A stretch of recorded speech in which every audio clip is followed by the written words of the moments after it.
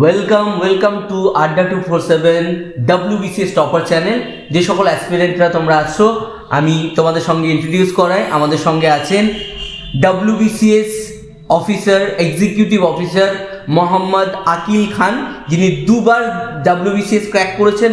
একবার 2017-তে, সেখানে তিনি SCTO পদে নিযুক্ত ছিলেন, এবং এই লাস্ট যে 2021-এর পরীক্ষা, তার সেই পরীক্ষা উত্তীর্ণ হয়ে তিনি WBCS এক্সিকিউটিভ অফিসার হয়েছেন। আমরা স্যারকে আমাদের চ্যানেলে অনেক স্বাগত জানাই। খুব ধন্যবাদ, আপনি আমাদের সময় দিয়েছেন, এবং আমাদের WBCS টপার চ্যানেলের তরফ থেকে আমাদের যে সকল অ্যাসপিরেন্টরা এই ভিডিওটা দেখছো, সকলকে স্বাগতম, এবং স্যার আপনাকেও সুস্বাগতম। ধন্যবাদ। যে বিষয়টাতে প্রথমেই যাব স্যার, প্রথমে তো আপনি এই যে জার্নিটা, WBCS অফিসার হওয়ার, এক্সিকিউটিভ হওয়ার জার্নিটা, এটা কেমনভাবে পার করলেন, এটা একটু যদি আমাদের অ্যাসপিরেন্টদের জানান। WBCS এক্সিকিউটিভ আমি 2021 ব্যাচের, বাট তার আগে আমি 2017-এ আমি ACTO হিসাবে সিলেক্টেড হয়েছিলাম WBCS গ্রুপ সিতে। এই WBCS হওয়ার জার্নিটা আমার ছোটো থেকেই আপনি বলতে পারেন, বিকজ ছোটো থেকেই আমার একটা ফ্যাসিনেশন ছিল যে আমি সিভিল সার্ভিসে আসবো। তো সেখান থেকেই WBCS প্রতি ঝোঁক, এবং তখন থেকেই যখন গ্র্যাজুয়েশনে পড়তাম তখন থেকেই আমি ঠিক করেছিলাম যে গ্র্যাজুয়েশন পাস আউট করার পরেই WBCS নিয়ে পড়াশোনা করব, এবং সেখান থেকেই এর গোড়াপত্তন আপনারা বলতে পারেন। তারপর তো দীর্ঘ সময় পথ চলা। 2014-এ আমার গ্র্যাজুয়েশন পাস, সেখান থেকে 17-এ ক্র্যাক করা, এবং 2021 এসে আবার ক্র্যাক করা এক্সিকিউটিভে। এটা দীর্ঘ পথ, এবং এইভাবে এনজয় করেছি। কখনো লো পয়েন্টের মধ্যে দিয়ে গেছি, কখনো হাই পয়েন্টের মধ্যে দিয়ে গেছি, বাট আশা ছাড়িনি। নিজের উপর বিশ্বাস ছিল, ভগবানের উপর বিশ্বাস ছিল, বন্ধু বান্ধব, পরিবার সবাই সাথ দিয়েছিল, এবং আলটিমেটলি দেখলাম সাফল্য এলোই। ওকে, তাহলে আপনি 2017-তে একবার পাস করেছেন, এবং এটা যেটা আপনি রিসেন্ট যেটা পেয়েছেন এটা 2021-এ। ওকে, তাহলে আমি যদি বলি সেক্ষেত্রে মানে আপনার 2017-তে যেটা পেয়েছিলেন আপনি SCTO, তার জার্নি কেমন ছিল, মানে সেটা কেমন, মানে কাজের কি চ্যালেঞ্জ ছিল বা কেমন লাগছিল সেই পদে, SCTO পদে কাজ করে, আপনার যদি একটু বলেন। আমি 2017 ব্যাচে SCTO পেয়েছিলাম, এবং আমার জয়েনিং হয়েছিল 2019-এ, এবং তারপরে আমরা জানি একটা প্যান্ডেমিকের ঘেরায় আমরা পড়ে গেছিলাম। কারণ আমার জয়েনিং হয়েছিল, আমার যতদূর মনে আছে, অক্টোবরের প্রথম দিকে, সেপ্টেম্বরের লাস্টের দিকে, এবং তারপর ট্রেনিং হতে হতে যখন দেখলাম তখন আমাদের লকডাউন স্টার্ট হয়ে গেল, এবং আমাদের ট্রেনিং তারপর শেষ হওয়ার পরে আমরা ফাইনাল পোস্টিং পাইনি। আমার ফাইনাল পোস্টিং পেতে প্রায় 2020-র একদম লাস্টের দিকে হয়ে গেছিলো, নভেম্বর মনে আছে, এবং আমার পোস্টিং হয়েছিল একদম সুদূর বর্ধমান থেকে আলিপুরদুয়ারে, এবং সেখানে আমার রেঞ্জে পোস্টিং হয়েছিল। এবং রেঞ্জের কাজ সম্পর্কে যারা অবগত নয় তাদের বলি যে সেখানে আমাদের একটানা 22 দিন ডিউটি থাকতো, এবং সেই 22 দিনের মধ্যেই কিন্তু কোনো অফ ডে, শনিবার রবিবার কোনো ছুটি কিছু থাকতো না, একদমই কিচ্ছু থাকতো না। এবং এই 24 ঘন্টা আমাদের ডিউটি থাকতো, মানে ধরুন রাত 2টোয় যদি বলতো তখনই আমাদের রেডে বেরোতে হতো। তো সেটা খুবই চ্যালেঞ্জিং ছিল একটা। বাট রেডে, যে আপনি রেডের কথা বললেন, এটা তো একটা অ্যাডভেঞ্চারাস, অবশ্যই অ্যাডভেঞ্চার, এবং তখন সেটা আমাকে ভালোও লাগতে শুরু করেছিল। এবং সবথেকে বড় ব্যাপার, আলিপুরদুয়ারে একটা সিনারিক বিউটি আছে যেটা প্রত্যেককে অ্যাট্রাক্ট করবে আমরা মনে করি, এবং কাজের ক্ষেত্রেও সেটা খুব সাহায্য করতো আমাদের। তো ভাই ভালোই লাগছিল ওখানে কাজ করতে, এবং কাজের ফাঁকেই আমার যেটা মানে ইচ্ছা ছিল যে WBCS এক্সিকিউটিভ হওয়া, তার জন্য আমি পড়াশোনা কিন্তু করে যেতাম। যেটুকু ফাঁকা টাইম পেতাম কারেন্ট অ্যাফেয়ার্স দেখতাম, বা আগেরগুলো একটু মাক আপ করে নিতাম, সেগুলো একটু চোখে ঝালিয়ে নিতাম, অপশনালটা একটু পড়তাম, সেগুলো কিন্তু চলতো। তার মানে এখানে আপনি যেটা মানে আপনার এই যে হেকটিক শিডিউল ছিল, যেখানে আপনাকে 24 ঘন্টা অন ডিউটি, 22 দিন একটানা ডিউটি, এরকম ব্যাপার, তার মধ্যে আপনি আবার প্রিপারেশন নিচ্ছেন, আবার পরীক্ষা দিচ্ছেন, এবং এক্সিকিউটিভে পাচ্ছেন। এক্ষেত্রে আমি আমাদের স্টুডেন্টদের বলবো, অনেকে আমাদের স্টুডেন্টরা অনেক জিজ্ঞাসা করে যে এই যে কোনো একটা কাজের সঙ্গে যুক্ত হয়ে আছে, কেউ হয়তো কোনো ছোটোখাটো স্কুলে কাজ করছে, কেউ কোনো প্রাইভেট সেক্টরে কাজ করছে, কোনো অফিসে কাজ করছে, সেক্ষেত্রে স্টুডেন্টদের প্রশ্ন থাকে যে এই কাজ করা, মানে কাজ, আমি যে কাজের মধ্যে আছি সেই তার সঙ্গে থেকেও একই সঙ্গে WBCS এর মতো এরকম একটা বড় পরীক্ষার জন্য প্রিপারেশন নেওয়া, এটা কি সম্ভব? মানে এটার উদাহরণ তো আপনি, তবুও আপনি যদি দু একটা কথা বলেন। হ্যাঁ, দেখুন, আমি একটা কথা বলতে চাই, যে একটা জায়গায় পৌঁছানোর জন্য আমরা সবাই স্ট্রাগল করি, আমরা জানি প্রচুর পরিশ্রম করি, কিন্তু ওই জায়গায় পৌঁছে যাওয়ার পরে যে পরিশ্রমটা করে সেই কিন্তু এক্সিড করে লাইফে। এটা কিন্তু মেন কথা আমার মনে রাখতে হবে। কারণ আমি 2017 পর যখন আমি বিসিএস পেয়ে গেলাম গ্রুপ সিতে, তখন যদি আমি মনে করতাম যে না এটাই আমার শেষ, তাহলে কিন্তু আমি ওখানেই থমকে যেতাম।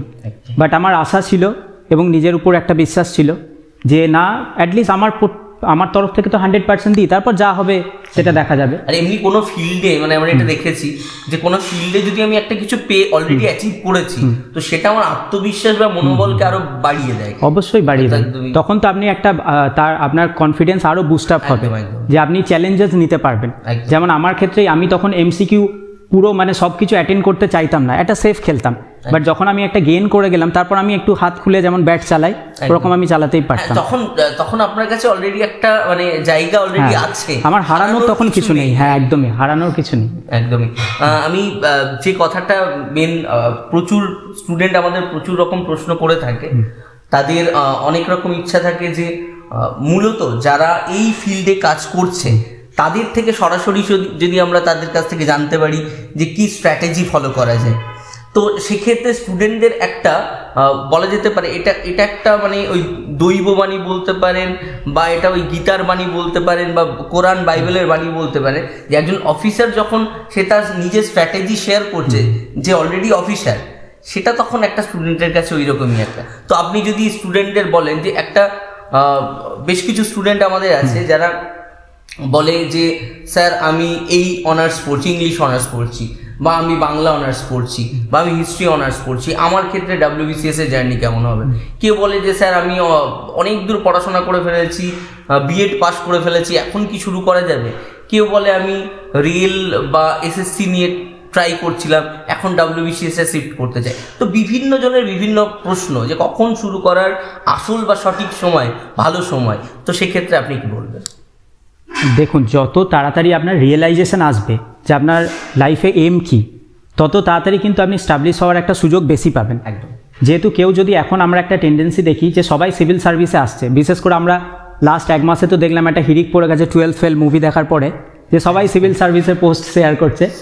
বাট এই জার্নিটা আমি বলবো, যত আপনি যদি সিভিল সার্ভিসে ডিটারমাইন্ড থাকেন যে আমি আসবই, তাহলে আপনি আগে থেকেই প্রিপারেশন নিন। প্রিপারেশন নিন মানে কি, আমার ক্ষেত্রে আমি সবথেকে যেটা মনে করি যে আপনি যখন 12 পাস করলেন, তারপরেই আপনার কোনো সাবজেক্টে অনার্স নেওয়ার দরকার নেই। যদি আপনি এটাই লক্ষ্য থাকে আমি সিভিল সার্ভিসে আসবো, আপনি পাস কোর্সে পড়ুন এবং প্যারালালি সিভিল সার্ভিসের আপনি এটা চালিয়ে যান, প্রিপারেশন চালিয়ে যান। সেটা অবশ্যই আপনি যেটা বললেন এটা খুবই সুন্দর। আমরা আমাদের স্টুডেন্টদের বলে থাকি যে এটা কিন্তু সত্যি যে আপনি যেটা বললেন যে অনার্স যদি আমি নিয়ে নিচ্ছি, ওটা তো এক্সট্রা বার্ডেন, অবশ্যই পড়তে হবে। সেই সময়টাকে আমি যদি না দিয়ে ওই সময়টা যদি আমি আমার প্রিপারেশনে কাজে লাগাই, যেটা আমার লক্ষ্য সেটাতে পৌঁছানোর জন্য, একদম। যেখানে আমার গ্র্যাজুয়েশনে অনার্স পড়েছি, পাস করেছি, কি পার্সেন্টেজ ইম্যাটেরিয়াল, একদম ইম্যাটেরিয়াল। তো সেই তাড়াতাড়ি যখন আপনার উপলব্ধি হবে যে আমি গ্র্যাজুয়েশন থেকে যদি এর প্যারালাল প্রিপারেশন স্টার্ট করি, সেটা কিন্তু বেস্ট অপশন। কিন্তু অনেক ক্ষেত্রে আমরা দেখি হয়ে ওঠে না, অনেকজন অনেক কিছু রেস্ট্রিকশন থাকে।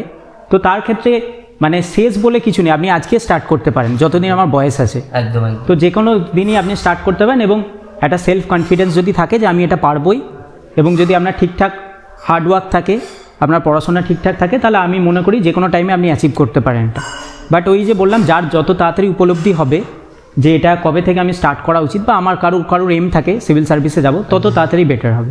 হ্যাঁ, মানে স্যার 12 ফেল মুভিটার কথা বললেন, এবং এটা সত্যি একদমই মানে স্টুডেন্টের মধ্যে একটা আলাদা মানে অবশ্যই মানে বার্স্ট হয়েছে ভিতরে, মানে মোটিভেশনের বলা যেতে পারে ওটা একটা বম ছিল। কিন্তু ওইটাই ব্যাপার যে আমরা যদি দেখি যে সেখানে যে হিরো মানে যে স্যার যিনি IAS হচ্ছেন, তার যে মানে অদম্য বাসনা, ইচ্ছা যে কোনো কিছুতেই সে থামছেন, আর সে মানে যখন কেউ একজন ওই রকম জায়গায় চলে যাবে যে আমি কোনো কিছুতেই থামবো না, ওটাই আমার লক্ষ্য, আমাকে একদম পেতে হবে, তখন মানে সবাই পাশে আসবে, সবাই সাথে থাকবে, এটা তো ঠিকই, তাই না? একদম একদম। মানে আপনি যখন কোনো একটা লক্ষ্যের দিকে এগোবেন, তখন দেখবেন আপনি যদি নিজের দিক থেকে সৎ থাকেন বা 100% দেন, তখন দেখবেন বাকি অ্যান্সিলারি সাপোর্টগুলো আপনার এমনিই চলে আসবে, বিভিন্ন তরফ থেকে আপনার সাপোর্ট আসবে, সেটা আপনি ভাবতেও পারবেন না। এক্ষেত্রে আমি একটা প্রশ্ন আপনাকে করব, স্টুডেন্টদের মধ্যে এটা খুবই দেখা যায় আজকের দিনে, বিশেষ করে যেখানে মানে পুরো দুনিয়া এখন অনেক টেক ছাবি হয়ে গেছে, সব সময় হাতের কাছে একটা যন্ত্র আছে যার ভেতরে রঙিন কত রকম জিনিস দেখা যাচ্ছে, কত এন্টারটেনমেন্ট আছে, সব কিছু আছে। সেক্ষেত্রে স্টুডেন্টদের মধ্যে এই যে মানে অ্যাটেনশন স্প্যানের যে ফ্ল্যাকচুয়েশন, যে অ্যাটেনশন রাখতে পারছে না বা বলা যেতে পারছে সেই কনসিস্টেন্সি রাখতে পারছে না পড়াশোনার, 2 ঘন্টা পড়ছে তো 1 ঘন্টা, বা মোবাইল নিয়ে দেখতে গিয়ে 2 ঘন্টা মোবাইল দেখে ফেলছে, বা দেখা যাচ্ছে অনেক সময় যে প্রিপারেশান নিতে নিতে কিছুদিন পরে আর ভালো লাগছে না, এই যে ব্যাপারটা, এক্ষেত্রে স্টুডেন্টরা সবসময় জিজ্ঞাসা করে কীভাবে নিজেকে মোটিভেট রাখবো, কীভাবে কনসিস্টেন্সি বজায় রাখবো, এক্ষেত্রে আপনার কি মতামত? ওই যে বললাম যে কোনো একটা মুভি দেখে আপনি তাৎক্ষণিক আপনি একটা মোটিভেশন পেতে পারেন, বাট ওটা আপনাকে রোজ মোটিভেট করবে না। ওই জন্য নিজের মধ্যে থেকে যতক্ষণ না সেলফ মোটিভেশন আসছে ততক্ষণ আপনি এই লক্ষ্যে এগোতে পারবেন না। আবার আমরা এখানে আরেকটা জিনিস দেখি যে কেউ 1-2 প্রিলিমস না পাস করে তারপর হতাশাগ্রস্ত হয়ে যায় যে পারছি না, কি হচ্ছে না। তখন আমাকে ঠিক করতে হবে যে আমার কোন কোন জায়গাগুলো ভুল হচ্ছে বা ভুলের এরিয়া কী আছে, নিজেকে রেকটিফাই করতে হবে। কারণ এটা সবসময় মনে রাখবেন যে সেলফ ক্রিটিসিজমটা হচ্ছে সবথেকে আগে দরকার। নিজেকে আপনি যতক্ষণ না ক্রিটিসাইজ করতে পারবেন ততক্ষণ কিন্তু আপনি এগোতে পারবেন না। এবং আমার দীর্ঘ জার্নি প্রায় 10 বছর হতে চললো, আমার পড়া থেকে, স্টুডেন্ট থেকে একদম এই অবধি। বাট এখানে আমি দীর্ঘদিনে দেখেছি, আমি অধ্যাপনার সাথেও যুক্ত ছিলাম, মানে এই লাইনে আমি পড়াতামও অনেক এতে। তো সেখানেও আমরা দেখেছি যে ছেলেরা 1-2 দিন আসে, পুরো এনথুজিয়াজমের সাথে আসে, তারপরে এসে হঠাৎ করে খেই হারিয়ে ফেলে। তো সেটা কিন্তু এখন তো আমরা দেখছি চারিদিকে ডিস্ট্রাকশান এত আছে, কারণ সেই সেলফ ডিস্ট্রাকশানগুলো আমাকে করতে হবে এবং নিজেকে সেই সব জায়গা থেকে বাঁচিয়ে রাখতে। আমি এটা বলবো না যে একদম বন্ধ করে দাও, কারণ আপনার রিক্রিয়েশনে একটা টাইম লাগে, সেটা আপনি দিনে 1 ঘন্টা হয়তো রাখলেন, বাট পড়ার টাইমটা যেটুকু আপনি পড়বেন সেটা যেন এফেক্টিভ হয়। এবং সেই টাইমে কিন্তু ওই একবার মোবাইলটা খুলে দেখি কি মেসেজ এলো সেগুলোও করা যাবে না। ওই টাইমটা আপনাকে একদম নিজের জন্য সেপারেট রাখতেই হবে, যেটা পড়ার জন্যই আমি রাখবো। এক্ষেত্রে একটা কথা বলি, স্টুডেন্টদের মধ্যে খুব এই বিষয়টা আমরা দেখতে পারি যে স্যার কত ঘন্টা পড়বো, অ্যান্ড কোন বই দিয়ে স্টার্ট করবো, বইটা তো পরে আসছি, আমি কত ঘন্টা পড়বো এবং দিনে কটা সাবজেক্ট পড়বো, এই ধরনের যে প্রশ্নগুলো আমরা সচরাচর করতে শুনি এবং বেসিক অনেক আনসারও দেওয়া হয় স্টুডেন্টদের, তাও যেন স্টুডেন্টদের সেই স্যাটিসফ্যাকশন আসে না, আবার সেই একই প্রশ্ন ঘুরে ফিরে সবার কাছে তারা করে থাকে। এক্ষেত্রে আপনি কি বলবেন? দেখুন, আমি মনে করি প্রত্যেকটা ব্যক্তিসত্তা আলাদা এবং প্রত্যেকের স্ট্র্যাটেজিও আলাদা। আমি আমার স্ট্র্যাটেজিটা বলতে পারি, বাট ওটা সবাইকার ক্ষেত্রে গ্রাহ্য হবে না। যেমন আমার ক্ষেত্রে কি হতো, আমি একটা কনসিস্টেন্ট ওয়েতে তো পড়তামই, ডেলি 6-7 ঘন্টা, এরকম বলবো না BCS পাওয়ার জন্য প্রত্যেক দিন 17-18 ঘন্টা পড়তে হয়, যারা বলে তারা ফালতু বলে, এটা আমি বলছি, মানে একদম অন ক্যামেরা বলছি। বাট একটা রেগুলারিটি আপনি যদি মেনটেন করে 8-9 ঘন্টা পড়েন, that is more than enough. এবং ওই 8-9 ঘন্টাটা কিন্তু এফেক্টিভ হতে হবে, মানে 8-9 ঘন্টার ভিতর আমি একবার নিচে যাচ্ছি, ঘুরে আসছি, গান শুনছি, ওগুলো করলে কিন্তু হবে না। এফেক্টিভ ওয়েতে 8-9 ঘন্টা ইজ মোর দ্যান এনাফ। এবং আবার ওটা যেটা বললেন যে অনেকের আছে দেখবেন সকালে উঠে পড়তে ভালোবাসে, কেউ বিকালে পড়তে ভালোবাসে, কেউ রাতে পড়তে ভালোবাসে, সেটা নিজের মতো করে নেবে। বাট আপনাকে একটা শিডিউলে ভাগ করে নিতে হবে। আবার এরকমও নয় যে প্রত্যেক দিনই আমি 8 ঘন্টা একটা সাবজেক্টই পড়ে গেলাম। আপনার 2-3টে শিডিউলে ভাগ করলেন, যে 2 ঘন্টায় হিস্ট্রি পড়লাম, তারপর একটু কারেন্ট অ্যাফেয়ার্স 8 ঘন্টা দেখলাম, তারপর আবার ম্যাথস করলাম 8 ঘন্টা, এরকম একটা শিডিউলে ভাগ করলেই হবে। ওকে, খুবই একদমই স্যার যেটা বললেন এটা আমরা সবসময় বলে থাকি, এবং এটাই হয় যে ঘুরিয়ে ফিরিয়ে দেখা যায় যে স্ট্র্যাটেজি কিন্তু নিজের উপরেই, অ্যান্ড নিজেকেই স্ট্র্যাটেজি তৈরি করতে হবে। অন্যের স্ট্র্যাটেজি বলা যেতে পারে যে হ্যাঁ কাজে কিছু ক্ষেত্রে লেগে যেতে পারে, বাট এরকম না যে অন্যের স্ট্র্যাটেজি নিয়ে নিজেকে আপনি কি ফলো করলে হবে না, স্ট্র্যাটেজি নিজের মতো বানাতে হবে। এক্ষেত্রে স্যার আমি এই প্রশ্নে আসবো, স্টুডেন্টদের এই প্রশ্ন আমি করতে দেখছি যে এই যে পড়ার ক্ষেত্রে, মানে যদি অনেকের এরকম হয় যে প্রিলি আগে স্টার্ট করব, মেন স্টার্ট করব, প্রিলি মেন্স একসাথে স্টার্ট করব, না প্রিলি পাওয়ার পরে মেন স্টার্ট করব, এক্ষেত্রে আপনার কি মতামত? না, আমি মনে করি এখন আমাদের যে সিস্টেমে পরীক্ষাটা হয় BCS-এ, প্রিলি আর মেন্স কিন্তু আপনাকে সাইমালটেনিয়াসলি পড়তে হবে, কারণ এখানে আলাদাভাবে প্রিলিমস বা মেন্সের কোনো জায়গা নেই। হ্যাঁ, বেরিং অপশনাল আর ডেসক্রিপটিভটা ছাড়া, কারণ এটাকে আপনারা এবারেই দেখতে পাবেন যেমন কোয়েশ্চেন হয়েছে, that is on the standard of mains, কিন্তু মানে এবছর প্রিলিমসের যা কোয়েশ্চেন হয়েছে, তাই যারা এবছর আমরা দেখেছি শুধু প্রিলিমসের জন্য প্রিপারেশান নিয়ে গেছে তারা কিন্তু একটু ভুগবেই। তো এক্ষেত্রে আমি বলবো যে প্রিলিমেন্স বলে আলাদা কিছু হয় না, এটা UPSC-র মতো তো নয়, ওখানে ডেসক্রিপটিভ পুরোটাই। এখানে আপনাকে এমন পড়াশোনা করতে হবে যাতে প্রিলিমসেই মেন্সের মতো পড়াশোনা করতে হবে, মানে দুটো একদম সাইমালটেনিয়াসলি পড়তে হবে, তখন আপনার বেনিফিটটা আপনি বুঝতে পারবেন। হ্যাঁ, আপনি যখন এই কথাটা বললেন, এই প্রশ্নটা তো ছিলই, মানে 100 বার স্টুডেন্টরা প্রশ্ন করছে, এটা আমাদেরও প্রশ্ন যে এই যে লাস্ট গতবারে যে পরীক্ষাটা আমরা দেখলাম, মানে ডিসেম্বরে যে পরীক্ষা আমরা দেখলাম, এবং সেখানে যে প্রশ্নপত্র মানে প্রশ্নের যে প্যাটার্ন এইবার ইউপিএসসি মানে WBPSC ফলো করেছে, সেটা যদি আমরা দেখি আগের যে প্যাটার্ন ছিল তার থেকে অনেকটা আলাদা। মানে পুরো দেখা যাচ্ছে যদি কনসেপ্ট না থাকে, কারোর কনসেপচুয়াল পড়াশোনা না করে থাকে, তাদের কিন্তু অনেক সমস্যা। তো সেক্ষেত্রে আপনি কি বলবেন যে এটা ইউপিএসসি এই যে প্যাটার্নটা ফলো করেছে, এটার ভালো খারাপ দিক বা এটার জন্য স্টুডেন্টদের নতুন স্ট্র্যাটেজি কি হবে? যে স্ট্র্যাটেজি এতদিন ফলো করছিল এটা কিন্তু আর ফলো করা যাবে না। তো সেক্ষেত্রে আপনি কি বলবেন? দেখুন, আমার দেখার, আমি 2015 থেকে প্রিলিমস দিচ্ছি, তো আমার দেখার সর্বোচ্চ মানে সর্বনিম্ন কাট অফ হয়েছে 84 2016, এবং সেই কোয়েশ্চেনটা আমার সবথেকে টাফ মনে হয়েছিল। সেইটাকে অতিক্রম করে এবছর কোয়েশ্চেন হয়েছে, এবং কাট অফ মানে আমরা যেটা মনে করছি ওই 105 অ্যারাউন্ড, এরকম আমার প্রেডিকশন, ওই অ্যারাউন্ড থাকতে পারে। তো এই কোয়েশ্চেনটাকে সবাই বলছে খুব টাফ করেছে, অবশ্যই টাফ করেছে, কারণ বিগত কয়েক বছর আমরা যেমন কোয়েশ্চেন দেখছিলাম যে খুব মিডিওকার কোয়েশ্চেন হচ্ছিল, মানে খুব একটা ইজির উপর কোয়েশ্চেন হচ্ছিল, সেরকম কিন্তু এবারে হয়নি। এর ক্ষেত্রে ছাত্ররা যেখানে ভুগছে আমি বলবো তাদের মেন যে ড্রব্যাকটা হচ্ছে সেটা শুধু এমসিকিউ বই প্র্যাকটিস করা। একদম। আপনার এবারে যা কোয়েশ্চেনটা হয়েছে সেটাতে আপনি থরো টেক্সট বুক যদি ভালো করে না পড়েন এবং আপনার কনসেপ্ট যদি ক্লিয়ার না থাকে, যেমন ইকোনমিক্সের ক্ষেত্রে কিছু বা ফিজিক্সের ক্ষেত্রে, যেহেতু আমি ফিজিক্স পড়াতাম বলতে পারি, পৃষ্ঠটান থেকে কোয়েশ্চেন এসছে, সারফেস টেনশন, ওই কনসেপ্টগুলো যদি আপনার ক্লিয়ার না থাকে, আপনি এমসিকিউ বই 1000টা করলেও আপনি কমন পাবেন না বা আনসার করে আসতে পারবেন না। সেক্ষেত্রে কারেন্ট অ্যাফেয়ার্সও যদি অবশ্যই এবছর কারেন্ট অ্যাফেয়ার্স একটু আনকনভেনশনাল এসছে, এবং কারেন্ট অ্যাফেয়ার্সগুলো একটু অন্য টাইপের এসছে, বাট তাও আপনি যদি ডেলি খবরের কাগজ পড়েন এবং টিটবিটসগুলো একদম খুঁটিনাটি জিনিসগুলো যদি লিখে রাখেন, এবং একটু মানে সমসাময়িক কনকারেন্ট কি টপিক হচ্ছে সেগুলো সম্পর্কে একটু সম্যক জ্ঞান থাকলে আপনি কয়েকটা করে আসতে পারবেন। এরকম বলবো না সব করে আসতে পারবেন, কারণ রিয়ালিটিতে বলতে গেলে সব আপনি পারবেন না, এবারে যা কোয়েশ্চেন হয়েছে। তো কিন্তু আপনি কাট অফ ক্রস করতে পারতেন যদি ওরকমভাবে। এখন আমরা কি মনে করি, অনেক কারেন্ট অ্যাফেয়ার্সের বই বাজারে পাওয়া যায়, নিয়ে এসে আমরা প্রত্যেক মাসের মধ্যে ধরে ধরে পড়ি, সেরকম করলে কিন্তু কারেন্ট অ্যাফেয়ার্স পাওয়া যাবে না। মানে ওই কোনো বই ফলো করে যে আমি পরীক্ষার আগে একটা বই কিনে নিলাম, একদম হবে না। পুরো বছরের কারেন্ট অ্যাফেয়ার্স পড়ে নিলাম, বা দেখা যাচ্ছে যে আমি ওই এমসিকিউ বই ফলো করলাম, কিছু মক টেস্ট দিলাম, দিয়ে পরীক্ষা দিতে গিয়ে হয়ে গেল, এরকম হবে না। এরকম হবে না। এরকম হয়েছে আগে, হ্যাঁ আগে অবশ্যই হতো, কিন্তু এবারে আমরা দেখছি পিএসসি একটা গিয়ার শিফট করেছে, একটু নতুন টাইপের কোয়েশ্চেন ওরা করতে চেয়েছে, এবং সেটাকে আমরা স্বাগত জানাই, কারণ আমরাও চাই যে বিসিএস যেহেতু স্টেটের অ্যাডমিনিস্ট্রেশনের সবথেকে বড় পরীক্ষা, তার কোয়েশ্চেনের স্ট্যান্ডার্ডও ভালো হওয়া উচিত, এবং সেই ক্ষেত্রেই তারা এগোচ্ছে, এবং আমি মনে করি ছাত্রদের সেভাবেই এবার থেকে নিজেদেরকে ডিটারমাইন্ড হয়ে পড়াশোনা করতে হবে।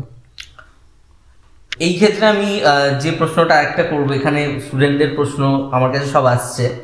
তো প্রশ্নটা হচ্ছে যে স্টুডেন্টরা এই যে আপনি কারেন্ট অ্যাফেয়ার্সের কথা বললেন, কারেন্ট অ্যাফেয়ার্স নিয়ে স্টুডেন্টদের মধ্যে অনেক রকম প্রশ্ন থাকে, কোথায় কি করব। তো আপনি সেক্ষেত্রে বললেন যে প্রত্যেক দিনে মানে পেপার ফলো করতে, অ্যাটলিস্ট নিউজটা আপডেট রাখলে মোটামুটি ওখান থেকে একটা ধারণা চলে আসে, হয়ে যাবে। এক্ষেত্রে আমি বলবো যে স্টুডেন্টরা যখন প্রথম শুরু করছে, একটা যে পুরো নোভিস, যে WBCS শুধু নামটা জানে মোটামুটি, তার কি কি পদ আছে মোটামুটি, যে একটা ভিডিও হয় বা কিছু হয়, এবং স্টেটের একটা সর্বোচ্চ অ্যাডমিনিস্ট্রেটিভ পদ, সেই স্টুডেন্টরা কিভাবে শুরু করবে? মানে তারা প্রথমেই জিজ্ঞাসা করে কোন বই দিয়ে শুরু করব বা কিভাবে শুরু করব, সেক্ষেত্রে আপনি বলুন। মানে আপনি কারেন্ট অ্যাফেয়ার্স বলছেন না পুরোটাই বলছেন? পুরোটা, অল ওভার। আমি প্রথমে আমি যেটা বলি, আমাদের কিছু স্ট্যান্ডার্ড বুকস আছে যেগুলো খুব ভালো, সেগুলো টেক্সট বুক হিসাবে আগে একবার পড়া উচিত। যেমন বেঙ্গলি মিডিয়ামের জন্য হিস্ট্রির ক্ষেত্রে আমরা জানি জীবন মুখোপাধ্যায় একটা বই আছে, ওটা কিন্তু প্রথমে একবার পড়া উচিত আমি মনে করি। তারপর আমরা যে বইগুলো আমরা পড়েছি সেগুলো তো পড়তে হবে, বাট আমি আগে মনে করি স্ট্যান্ডার্ড আগে একটা সিলেবাস সম্পর্কে তাদের একটা সম্যক ধারণা আসা উচিত। এবং সেম আমি কারেন্ট অ্যাফেয়ার্সের ক্ষেত্রেও বলবো, অনেকে বলে কোথা থেকে পড়বো, কী পড়বো, দুটো খবরের কাগজ আমি যেটা খুব বেনিফিশিয়াল আমি মনে করি, একটা বাংলার ক্ষেত্রেও এই সময় অনেক ইনফরমেশন থাকে, এবং ইংরেজির ক্ষেত্রে আমি যেটা মনে করি টাইমস অফ ইন্ডিয়াতে অনেক ইনফরমেশন থাকে। তো আমার তো এখানে তথ্য নিয়েই কাজ, আমার তো অন্য কিছু পড়ে কাজ নয়। যত ইনফরমেশন আমার কাছে থাকবে তত আমার কারেন্ট অ্যাফেয়ার্সের সুবিধা হবে। তো ইনফরমেশন ওয়াইজ এই দুটো পেপার কিন্তু প্রচুর ইনফরমেশন দেয় এই সময়, এবং টাইমস অফ ইন্ডিয়া। তো কাগজের জন্য এই দুটো কিন্তু খুব গুরুত্বপূর্ণ আমি মনে করি। এখন তো PDF অ্যাভেলেবেল আছে, কাগজ কিনতেও হবে না, আপনি সকালবেলা উঠেই টেলিগ্রামে আমরা জানি বিভিন্ন জায়গায় আমরা পেয়েই যাই, তো সেখান থেকে আপনি পড়তে পারেন ওটার জন্য। আর বাকি যে বইগুলো আছে আমরা একবার করে প্রথমে একবার রিডিং পড়ে যদি নিই এবং সিলেবাস সম্পর্কে একটা ধারণা চলে আসে, মানে প্রত্যেকটা সাবজেক্ট ধরে একটা করে বই বলে দেন, যেমন এগুলো দিয়ে শুরু করো, তারপরে অ্যাডভান্স লেভেলে এগুলো করা যায়। যেমন হিস্ট্রির জন্য আমি বললাম জীবন মুখোপাধ্যায়ের বইটা একবার পড়তে হবে। তারপর আমার যেটা ভালো লেগেছে পুনাম দালাল দাহিয়ার বইটা বেশ ভালো, আর সেটা অ্যানসিয়েন্ট মেডিয়াভেলের জন্য হোক বা পুনাম দালালের একটা রিসেন্ট বই বের করেছে যেটা মডার্ন হিস্ট্রির জন্য, সেটাও বেশ ভালো। এছাড়াও বানসালের বইটা আছে, ওটাও আমার ভালো মনে হয়। আমাকে রাজীব আইরের বইটা একটু খটোমটো লাগে, বিকজ ওর ভলিউমটা এমন, ওটা আমাকে একটু পড়তে অসুবিধা হতো ওই জন্য। তারপর জিওগ্রাফির জন্য আমি যদি বলি, জিওগ্রাফির জন্য কার্তিক চন্দ্র মণ্ডলের বইটা ভালো। ওর সাথে বিশেষ করে ওয়েস্ট বেঙ্গল জিওগ্রাফির জন্য একটা বই আছে রাজীব শ্রাবণের, ওই বইটা হ্যাঁ খুব উপকারী। মানে এটা খুব বেশি দিন বেরোয়নি, 2 বছর হয়তো বেরিয়েছে, বাট ওটাতে প্রচুর ইনফরমেশন আছে, ওটা খুব উপকারী। এর সঙ্গে বার্নওয়ালের যে টেক্সট বুক আছে তার একটা সামারাইজ আছে এনসিইআরটি সিলেবাসের, সেটা খুব এফেক্টিভ। আচ্ছা, এরপর যদি সায়েন্সে চলে আসি, সায়েন্সের জন্য আমরা 9-10-এর যদি এনসিইআরটির বুকস পড়তে পারি সেটা বেস্ট হবে। মানে সবাইকার জন্য বলছি, যারা সায়েন্সের স্টুডেন্ট তাদের ক্ষেত্রে 11-12 তারা পড়তে পারে, বিশেষ কয়েকটা সিলেক্টিভ চ্যাপ্টার। এরপর আমরা যদি ম্যাথসের ক্ষেত্রে আসি, ম্যাথসের ক্ষেত্রে আর.এস. আগারওয়াল খুব ভালো, পিনাকেলের বইটাও বেশ ভালো ম্যাথস জিআইয়ের জন্য। এরপর যদি আমরা আসি ইকোনমিক্সের জন্য বার্নওয়ালের বইটা খুব ভালো, মহেশ কুমার বার্নওয়াল, এবং তার সাথে নিতিন সিংহানিয়া স্যারের বইটা ভালো, হ্যাঁ ওটা খুব ভালো বই। আর আগে আমরা যেটা পড়তাম ওটাও খুব ভালো বই ছিল আগে, তোজাম্মেল হোসেন সাহেবের একটা বই ছিল, হ্যাঁ, বাট আমার মনে হয় এই বইগুলো এখন নতুন ইভলভ করেছে আরও বেশি, তো ওটা বেশ ভালো। আর পলিটির জন্য তো আমরা বলতাম পলিটির বাইবেল হচ্ছে লক্ষ্মীকান্ত, তো লক্ষ্মীকান্তের বইটা আমার কাছে ডিডি বাসুও ছিল, বাট ওটা পড়া হতো না। এম লক্ষ্মীকান্ত বইটা খুবই ভালো, খুব সহজ করে হয়েছে, কিছু জিনিস নেই ওখানে, ওই ডকট্রিনগুলো বেশিরভাগ কিছু জিনিস নেই, তো ওগুলো আপনি যদি নেট থেকে নামিয়ে নেন ওগুলো চলে আসবে, বাট লুসিড ওয়েতে সব থেকে ভালো কিন্তু এম লক্ষ্মীকান্ত। এটা হলো, আর কি বাকি থাকছে? আচ্ছা, এনভায়রনমেন্টে অনেকে কোয়েশ্চেন করে, এনভায়রনমেন্টে ভালো বই পাওয়া যায় না। এনভায়রনমেন্টের জন্য শঙ্কর আইএস একাডেমি বইটা বেশ ভালো, শঙ্কর আইএস একাডেমি। এছাড়াও আমরা এনভায়রনমেন্ট অ্যান্ড ইকোলজি বলে একটা বই আছে আরিহান্তে, সেটা ভালো। এবং এটা সবথেকে ভালো হয় এনভায়রনমেন্টের কিছু রিসেন্ট টপিক থেকে দেখবেন কোয়েশ্চেন আসে, সেগুলো যদি আমরা নেট থেকে একটু কালেক্ট করে নিতে পারি সেগুলো কিন্তু খুব ভালো হবে, একটু আমরা নিজেরা যদি নোট তৈরি করতে পারি। আর এছাড়া স্ট্যাটিক জিকে নিয়ে অনেকের কোয়েশ্চেন থাকে, তো হ্যাঁ স্ট্যাটিক জিকের জন্য আমরা বাজারে অনেক বই দেখতে পাই, লুসেন্টের বই আছে, আরও আমি নাম করছি না, সেগুলো আছে। বাট আমি সব থেকে যেটা আমার ক্ষেত্রে আমি কাজে লাগাতাম, আমি কিন্তু নিজে নোট তৈরি করেছিলাম। হ্যাঁ, যেমন বাংলা ধরুন একটা টপিক আমি সিলেক্ট করলাম, ক্যারেক্টার ক্রিয়েটার, এবার প্রেমেন্দ্র মিত্র কী ক্যারেক্টার সৃষ্টি করেছেন, ঠিক আছে, এরকমভাবে আমি নিজে ফাঁকা টাইমে নোট তৈরি করেছিলাম, যেটা আমার ক্ষেত্রে খুব এফেক্টিভ হয়েছিল। তারপর ধরুন বিভিন্ন খেলার সঙ্গে যুক্ত বিভিন্ন ওয়ার্ড আছে, যেমন টি কোন খেলার সঙ্গে যুক্ত, তো এগুলো আমি নিজে তৈরি করে নিয়েছিলাম, এগুলো আমার ক্ষেত্রে খুব এফেক্টিভ হয়েছিল। এবার কারোর কাছে, অনেকের কাছে সময় থাকে না, তাদের ক্ষেত্রে ওই বই পড়তে হবে, কিন্তু যাদের কাছে আমি মনে করি এনাফ টাইম আছে, তারা যদি ওগুলোর দিকে মনোনিবেশ করে তারা খুব এফেক্টিভ হবে। সেক্ষেত্রে মানে বইয়ের কথা আপনি বললেন সবই, স্টুডেন্টের মধ্যে এটাও প্রশ্ন যেটা ডেসক্রিপটিভ যে দুটো পেপার আমাদের ল্যাঙ্গুয়েজের, সেক্ষেত্রে আপনি কোনো বই ফলো করেছেন বা কারো কাছ থেকে, মানে লেখার ক্ষেত্রে স্টুডেন্টদের মধ্যে এখন, যেমন আগে যারা পড়াশোনা করেছে বহু আগে, সেখানে আমরা দেখেছি মাধ্যমিক লেভেলে, উচ্চ মাধ্যমিক লেভেলে বড় বড় কোয়েশ্চেনের আনসার লিখতে হয়েছে, বাট এখন সব এমসিকিউ প্যাটার্ন, মানে সব শর্ট প্যাটার্নে চলে এসছে, তো সেক্ষেত্রে লেখার অভ্যাসটা খুব একটা স্টুডেন্টদের মধ্যে দেখা যায় না। সেক্ষেত্রে আপনি কি বলবেন যে ল্যাঙ্গুয়েজের পেপার দুটো কিভাবে? দেখুন, এক্ষেত্রে আমরা যেটা দেখছি ব্যারিয়ার হচ্ছে দুটো। প্রথমত হচ্ছে আমরা এমসিকিউ প্র্যাকটিস করে করে এমন হয়ে গেছি যে আমাদের ডেসক্রিপটিভ লেখার সেই এবিলিটিটাই চলে যাচ্ছে। আর সেকেন্ড হচ্ছে এই যে ডেসক্রিপটিভ আমরা লিখছি তার অ্যাসেসমেন্ট কে করবে, এই দুটো কিন্তু বড় কোয়েশ্চেন।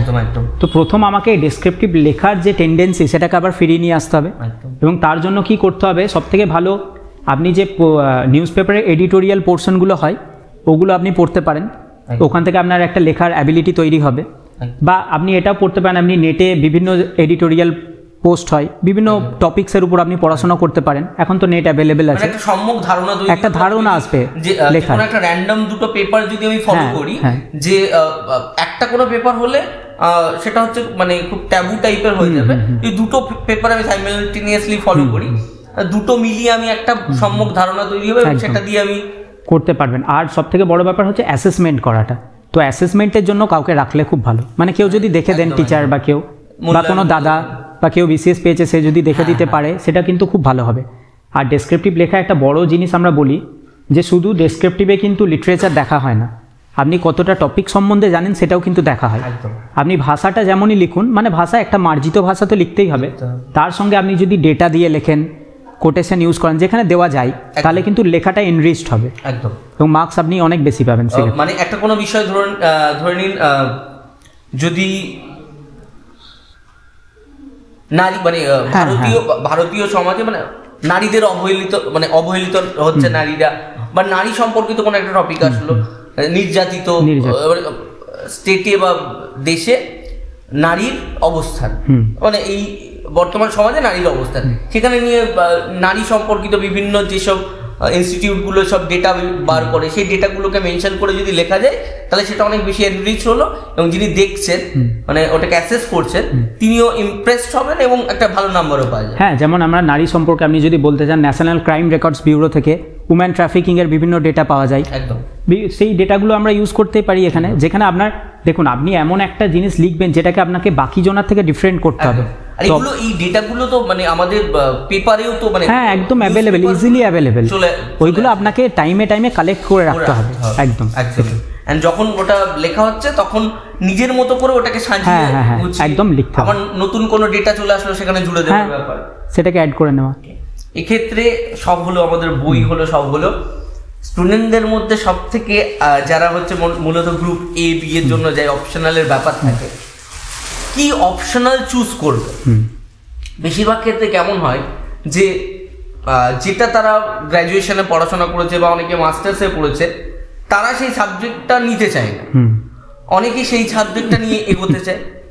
অনেকে দেখা যায় যে মূলত যে সাবজেক্টগুলো স্টুডেন্টরা নিয়ে থাকে বা সাজেস্ট করে থাকে, যেমন অ্যানথ্রোপোলজি বলুন বা হিস্ট্রি বলুন বা সোশিওলজি বলুন, এক্ষেত্রে আপনি কি বলবেন যে স্টুডেন্টদের অপশনাল চুজ করার ক্ষেত্রে কোন জিনিসটা মাথায় রাখা দরকার?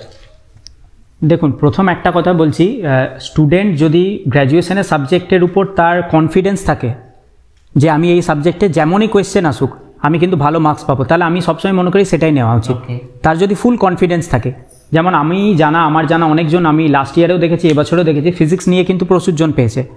আমার সাবজেক্ট ফিজিক্স ছিল, ওকে, কিন্তু আমি ফিজিক্স আমার কনফিডেন্স ছিল না যে আমি এটাতে ভালো করতে পারবো।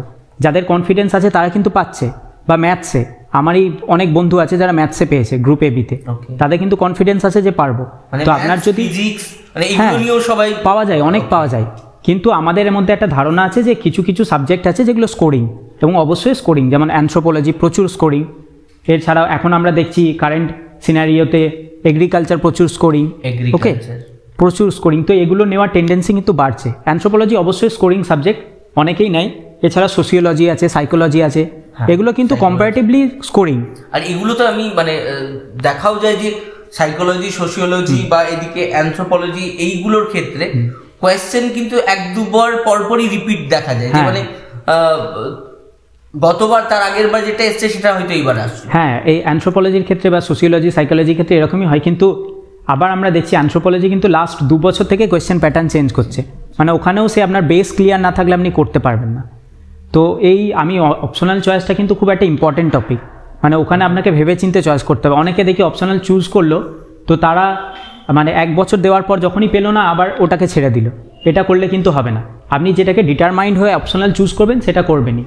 আর হিস্ট্রির ক্ষেত্রে আমরা দেখেছি বেশিরভাগ জনই হিস্ট্রিতে নেয়, কিন্তু তার ক্ষেত্রে একটা রেস্ট্রিকশন বা তার ক্ষেত্রে আপনি একটা লিমিটেশন বলতে পারেন যে হিস্ট্রিতে স্কোরিং নয়, হিস্ট্রি কিন্তু খুব একটা স্কোরিং নয়। কিন্তু আবার বলি যে আমাদের বিসিএসের ক্ষেত্রে আমরা দেখেছি যে পুরো টোটালিটিতে হোলিস্টিকলি যে বেশি পাবে সেই পাবে। তো অনেকের ক্ষেত্রে হয় অপশনাল স্ট্রং, সে অপশনালে বেশি স্কোর করে, অনেকের ক্ষেত্রে এমসিকিউ স্ট্রং, সে এমসিকিউ স্কোর করে।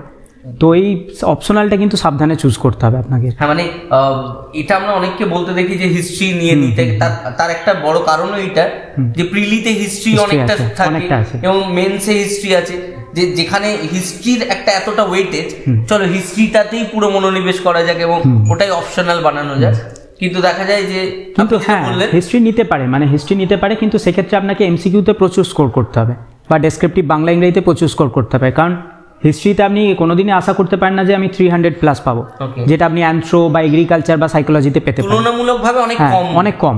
তো সেখানে আপনি একটা কি বলবো, আপনি একটা ব্যাকডোরে চলে যাচ্ছেন, বাকিদের তুলনায় যারা অ্যান্ট্রো নিচ্ছে বা সেক্ষেত্রে, তো সেইটাকে চিন্তা ভাবনা করতে এখানে মানে শুধু যে পড়াশোনা বা সাবজেক্টগুলো পড়া, পরীক্ষা দেওয়া, এমসিকিউ প্র্যাকটিস করা, এটা নয়, একটা স্ট্র্যাটেজি সাবজেক্ট আমি চুজ করছি এবং তার সাথে আমি কতটা কম্প্যাটিবল, এই সবকিছু কিন্তু সবকিছু আপনার যে কোনো জিনিসে, যে কোনো পরীক্ষা আমি মনে করি একটা স্ট্র্যাটেজি থাকা প্রচুর দরকার। স্ট্র্যাটেজি ছাড়া আপনি কোনো ব্যাটল উইন করতে পারবেন না। এক্স্যাক্টলি।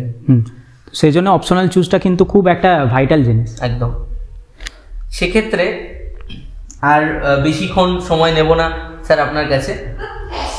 মূলত এই মুহূর্তে দাঁড়িয়ে আপনি কি বলবেন যে যারা মানে আমরা যদি দেখি WBPSC বেশ সময় কিন্তু নিয়ে ফেলছে এখনকার দিনে, একটা মানে যে স্টুডেন্টটা মূলত শুরু করছে এই মুহূর্তে এবং সে প্রিলি দিয়ে তারপরে মেন্স ক্লিয়ার করে ইন্টারভিউ পাস করে তার যে মানে চাকরি পেতে পেতে, জব হাতে পেতে পেতে, অফিস হাতে পেতে পেতে একটা দীর্ঘ সময় লেগে যাচ্ছে, সেখানে স্টুডেন্টরা অনেকটাই হতাশ হয়ে যাচ্ছে, সেক্ষেত্রে আপনি কি বলবেন? হ্যাঁ দেখুন, এক্ষেত্রে একটা ব্যাপার, এটা তো আমাদের একটা ড্রব্যাকই ধরে নিতে হবে যে একটা লেন্দি প্রসেসে আমরা যাচ্ছি, যেখানে আমরা দেখছি ইউপিএসসি এত তাড়াতাড়ি রেজাল্ট আউট করে নিয়োগ করছে, সেখানে আমরা পিএসসি পারছে না। তবে আশা রাখি আমরা তো সবাই আশার উপর বেঁচে আছি, আশা রাখি ভবিষ্যতে পিএসসি করবে, কারণ এবারেও আমরা দেখেছি যে আমাদেরই রেজাল্টটা উইদিন 15 ডেজ ওরা বের করেছে। তো আশা করি ভবিষ্যতে পিএসসি এটাকে রেকটিফাই করবে, মানে তারাই ভালো জানে। বাট স্টুডেন্টদের তরফ থেকে আমরা যেটা বলবো যে আশাহত হয়ে লাভ নেই, কারণ আমাদের তো আর কোনো হাতে কিছু নেই, আমাদের এটা ছাড়া কিছু নেই। তো ওই আগেও যেটা বললাম যে সেলফ মোটিভেটেড থাকতে হবে। কোনো সিনেমা, কোনো কোট, কোনো বক্তব্য আপনাকে 2-1 দিন মোটিভেট করতে পারে, কিন্তু রোজ করবে না। তো নিজের ইনার ওয়ে থেকে যে মোটিভেশনটা আসবে তার থেকে বেস্ট মোটিভেশন কিছু নেই। তো সেটাকে আপনাকে অলওয়েজ মোটিভেটেড থাকতে হবে। মোটিভেটেড থাকে আপনাকে একটা স্মার্ট ওয়েতে পড়াশোনা করতে হবে, যে সব একসঙ্গে সব কিছু পড়ে যাচ্ছি সেরকম করলে হবে না।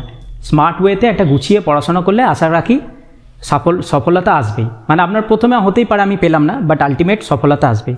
এই ক্ষেত্রে অনেক স্টুডেন্টদের মধ্যে যেটা দেখা যায় যে যে এমন অনেক কিছু জিনিসে পড়ে যাচ্ছে, মানে একদম সেই তোতা খাওয়ানোর মতো করে খেয়ে যাচ্ছে, যেগুলো হয়তো প্রয়োজনই, সেটা একটা মানে আনস্মার্ট ওয়ে। হ্যাঁ, আনস্মার্ট ওয়ে অবশ্যই। আর আননেসেসারি অত কিছু পড়তেও তো হবে না। আমি যখন পড়া স্টার্ট করেছিলাম তখন আমাদের একটা স্যার বলেছিলেন, মনে আছে, যে আগে বিসিএসে জানতে হবে ছাড়তে কি হবে। একদম, পড়ার থেকে আগে জানতে হবে ছাড়তে কি হবে। তো সেটা যখন আমি জেনে যাব তখন আমি বুঝতে পারবো যে পড়তে আমাকে কি কি হবে। এটার জন্য এটা কেউ বলে দিয়ে হবে না, নিজে থেকে আসবে। প্রশ্নগুলো দেখে 4-5 বছরের প্রশ্ন বা 10 বছরের প্রশ্ন দেখে এবং মানে কি ধরনের প্রশ্ন আসছে সবকিছু মিলিয়ে নিজে সিলেবাসটাকে দেখে তারপরে নিজেকে বুঝতে হবে। এবং আমাকে অনেকে আমার সোশ্যাল মিডিয়াতে অনেক কোয়েশ্চেন করে, একটা কোয়েশ্চেন করে যে কারেন্ট অ্যাফেয়ার্স কীভাবে বুঝবো, কোনটা পড়বো কোনটা ছাড়বো, সেটা বলে দেওয়ার আপনাকে কেউ নেই। আপনাকে প্রিভিয়াস ইয়ার কোয়েশ্চেন দেখে নিজের মধ্যে একটা ঠিক করতে হবে, আসতে হবে যে কোন কোয়েশ্চেনটা আসতে পারে আর কোনটা আসতে পারে না। তো সেটা যখন আপনার জেনারেট হবে নিজের মধ্যে, তখন আপনি অটোমেটিক পুরোটাই বুঝতে পারবেন, একদম ইনার কল। তো লাস্ট আমি যেটা জিজ্ঞাসা করবো আপনাকে, জানতে চাইবো, সেটা হচ্ছে আপনার যে ইন্টারভিউয়ের এক্সপিরিয়েন্স কেমন, যদি একটু বলেন। আর স্টুডেন্টদের মধ্যে অনেক রকম প্রশ্ন থাকে, যে অনেক জায়গায় আমরা দেখি অনেক ক্ষেত্রে স্টুডেন্টদের অ্যাসপিরেন্টদের ভয় দেখানো হয়, এরকম হলে এই হয়ে যাবে, এরকম হলে তাই হয়ে যাবে, ল্যাঙ্গুয়েজ ইংলিশ বললে ভালো ইমপ্রেশন হবে। এই যে ট্যাবুগুলো, এই যে মানুষের মধ্যে ধারণাগুলো, এই সম্পর্কিত যদি আপনি কিছু জানেন। হ্যাঁ, বিসিএস এর ক্ষেত্রে আমি যেটা বলবো, আমি 4বার ইন্টারভিউ দিয়েছি বিসিএস এর ক্ষেত্রে। 4বার? হ্যাঁ, 4বার দিয়েছি, 2বার পেয়েছি, 2বার পাইনি। ওকে। তো সেক্ষেত্রে বলবো, দেখুন বিসিএস ইন্টারভিউ নিয়ে অনেকজনের অনেক কথা আছে, এবং ইন্টারভিউ বোর্ডে এটাও ঠিক যে ইংরাজিতে অনেকে কোয়েশ্চেন করে, অনেকে বাংলায় করে। সেটা পুরোপুরি ইন্টারভিউয়ারের উপর ডিপেন্ড করে, যিনি ইন্টারভিউ নিচ্ছেন। উনি ধরুন আপনাকে ইংরাজিতে কোয়েশ্চেন যদি স্টার্ট করে, আপনাকে এটাই চেষ্টা করতে হবে আমি উত্তরটা ইংরাজিতেই দেবো। এবার আপনি যদি ইংরাজিতে সাবলীল না হন, তারপর আপনি পারমিশন নিতে পারেন যে স্যার আমার এরকম হচ্ছে, আমি কি বাংলায় বলতে পারি, এবং ওনারা খুবই কর্ডিয়াল থাকেন, ওনারা বলতে দেন, এটা কোনো অসুবিধা হয় না। এবং আমার ক্ষেত্রে যেটা হয়েছিল, আমার ইন্টারভিউটা, আমি আগেও যতবার আমার ইন্টারভিউ হয়েছে আমি বলেছি যে আমার বিসিএসসি ইন্টারভিউটা সব থেকে ডিফারেন্ট হয়েছিল, বিকজ আমি ঠিক করেই গেছিলাম, আমার যেহেতু আমি ছোটো থেকে কুইজ করেছি এবং আমার হবি ছিল কুইজ, তো আমি বলেছিলাম কুইজ এবং সিনেমা দেখা। এবার আমার পুরো ইন্টারভিউটা কিন্তু ওই কুইজের উপর দিয়ে গেছে। হ্যাঁ, মানে আমরা দেখেছি যে অনেক টিচারদের বা অনেক জায়গায় অনেক মানুষকে দেখেছি যারা হয়তো অফিসার হয়েছেন বা অফিসার হননি, এই বিষয় এইগুলোর সঙ্গে যুক্ত, তাদেরকে আমরা দেখেছি যে স্টুডেন্টকে সাজেস্ট করতে যে এমন একটা হবি বলবে যেটা নিয়ে বেশি প্রশ্ন না করতে পারে ইন্টারভিউয়ার, অ্যান্ড যেন তুমি সেফ সাইড খেলতে পারো। কিন্তু আপনার কাছে আমি দেখলাম আপনি এমন একটা মানে এমন দুটো বিষয় বলেছেন, একটা সিনেমা একটা জিকে, দুটোই হচ্ছে একটা ভাস্ট বিষয়, মানে সেখান থেকে কোয়েশ্চেন শুরু করলে স্ট্রিম অ্যান্ড ইন্টারভিউয়ার যে কোনো ফিল্ড থেকেই থাকুক, সে জিকে নিয়ে সিনেমা নিয়ে কোয়েশ্চেন করা তার কাছে খুবই সহজ আর কি। এক্ষেত্রে আমি একটা জিনিস বলতে পারি, দেখুন এখানে আমরা দুটো স্ট্র্যাটেজি হতে পারে। একটা নিজে থেকে সৎ থাকা, যে আমি এটার উপর আমার কনফিডেন্স আছে, আমি যত দূরই পারি আমি কিছু ধরলেও পারবো বা নাও পারতে পারি, বাট আমি কনফিডেন্ট যে আমি সৎ থাকবো নিজের কাছে, যে এর ছাড়া হবি কোনোদিন একদিনে গ্রো করা যায় না। একদমই। তো এটা একটা বড় জিনিস।